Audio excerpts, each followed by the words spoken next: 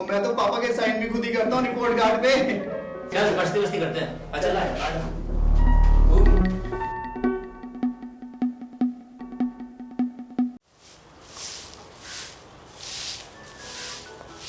अरे विजय, तू आ गया। क्या जच रही है तेरे ऊपर, है ना? हाँ पापा, बहुत अच्छी लग रही है।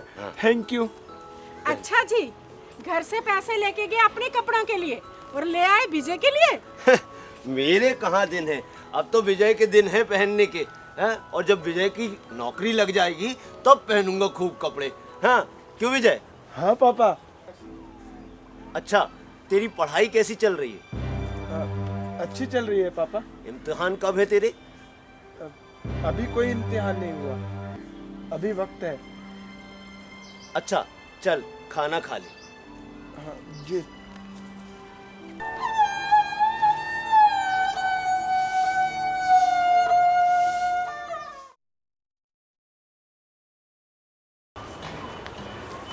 आप बैठ जाएं, कब तक इधर से उधर चक्कर लगाते रहेंगे?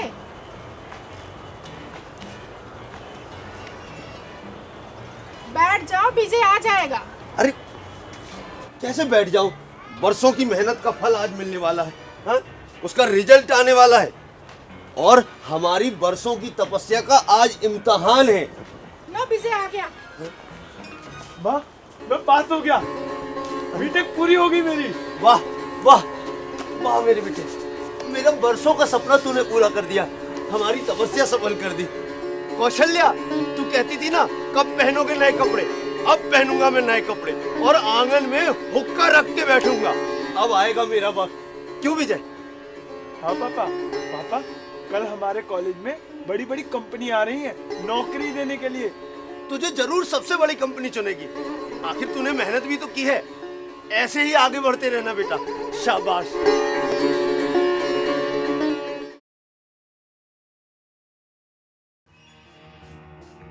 Have a seat. Thank you, sir. May I have look your academic record, Mr. Vijay? Yes, sure, sir.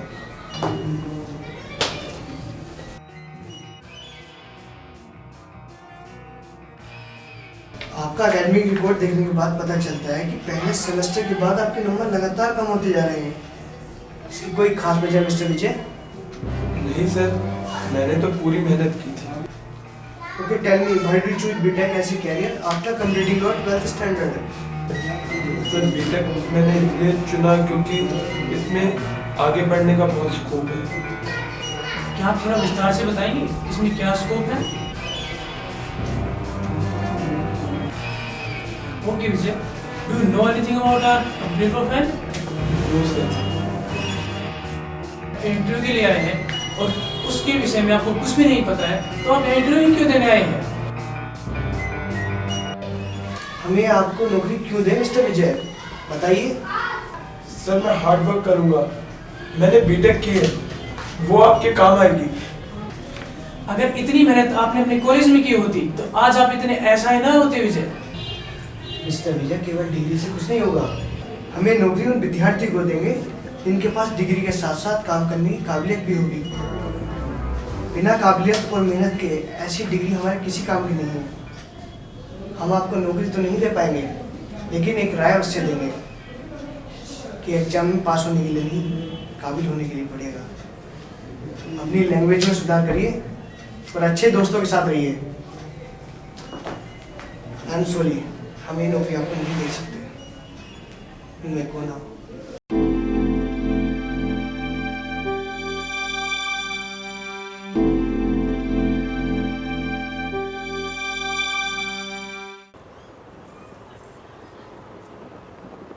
लो आ गया विजय।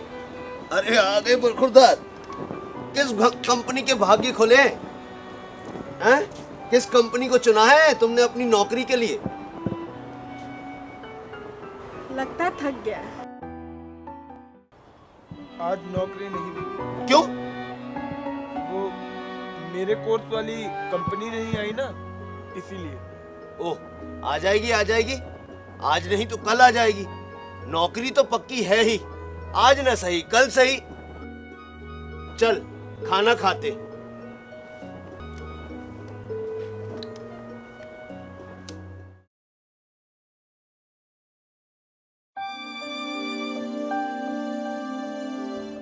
आज पूरे 6 महीने हो गए, नौकरी नहीं मिली। 3 साल की पढ़ाई के बाद नौकरी मिली भी तो 5,000 की। अरे अनपढ़ लोग भी आजकल 5,000 से ज्यादा कमा रहे हैं। क्या करूं समझ में नहीं आ रहा है। पेट काट काट कर पढ़ाया लिखाया, अरे फावड़ा चला चला के मेरे हाथों की लकीरें मिट गईं और कोई कमी नहीं आने दी।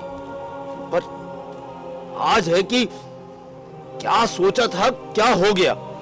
संभालो अपने आप को, ढूंढ रहा है ना, मिल जाएगी नौकरी।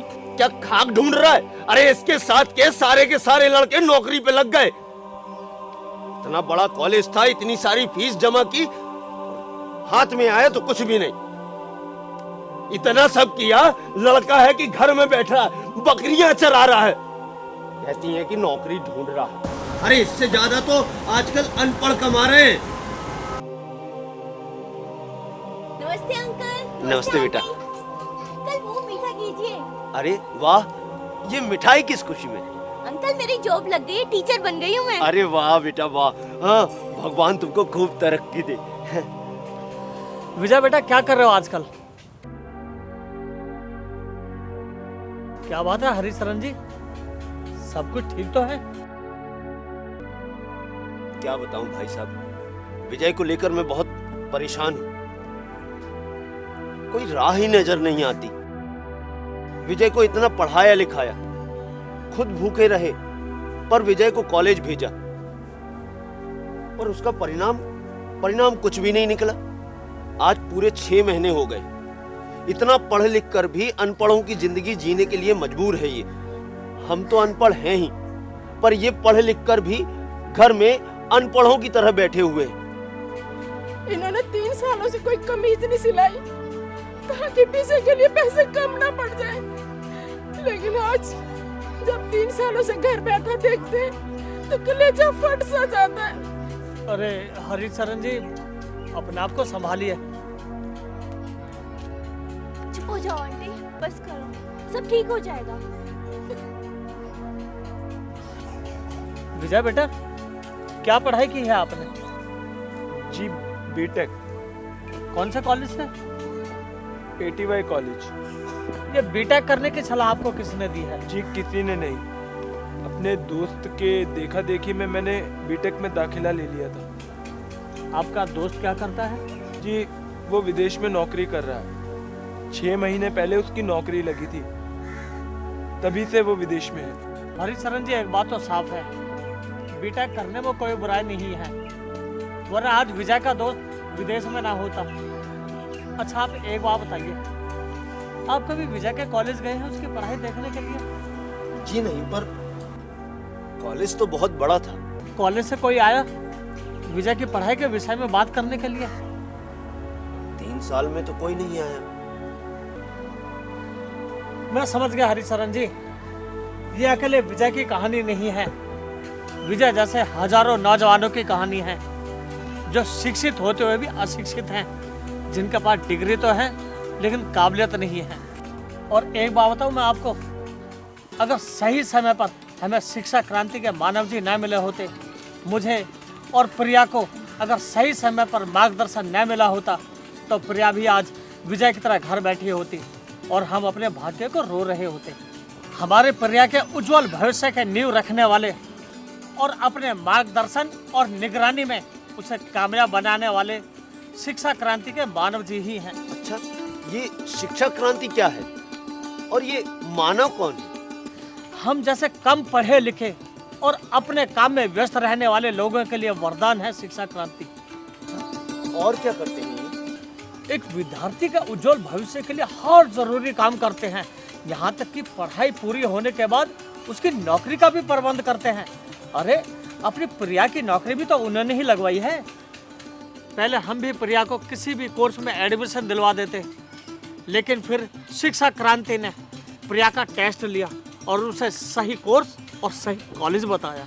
हर महीने प्रिया का रिकॉर्ड बताने के लिए वो घर आते, उस पर निगरानी रखते, और यही कारण है कि प्रिया गोल्ड मेडलिस्ट बनी पूरे के पूरे कॉलेज में। और कॉलेज के पढ़ाई पूरी होने के बाद में उसकी नौकरी भी लगवाई। और सबसे अच्छी बात यह है कि ये बिल्कुल मुफ्त हुआ है, बिना एक भी रुपया लिए। वो कहते हैं विद्यार्थी का उज्जवल भविष्य ही उनकी असली कमाई है। भाई साहब, आपकी बहुत बहुत मेहरबानी होगी अगर आप शिक्षा क्रांति के इन मानव जी के पास मुझे ले चलेंगे। अब तो मेरे विजय के लिए शिक्षा क्रांति ही मुझे उम्मीद की एक किरण नजर आती है। ठीक है हरिचरण जी, मैं कल सुबह ही आपको शिक्षा क्रांति के मानव जी से मिलवाने के लिए ले चलता हूँ। तो ये थी कहानी विजय और उसके माता पिता की।